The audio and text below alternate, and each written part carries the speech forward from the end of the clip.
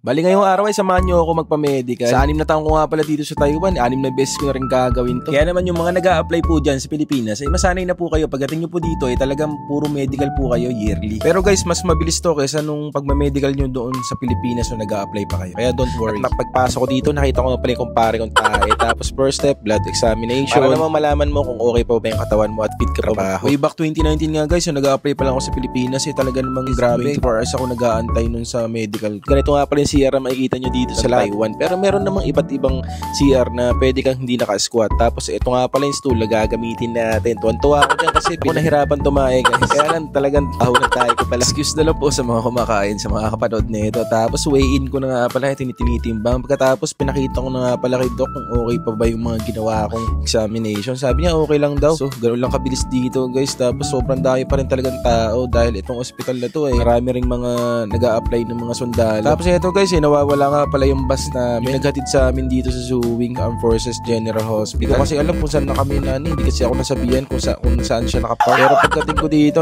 ito lang yung sinakyan ko, yung bus na malaki. Dito rin pala sila lahat. Ako na lang ata inaantay. Tapos pag uwi ko, dumaan muna ako ng Family Mart at kumain muna dahil nagutom talaga ako. Ito nga pala yung paborito kong sinangag dito. Tapos ito yung pop na paborito ko rin, yung chocolate na KitKat. Tapos ito nga pala yung parang longganisa nila guys dito sa Taiwan. Napakasarap. So yun lang guys. Maraming salamat sa inyong panonood. Peace out. Bye-bye!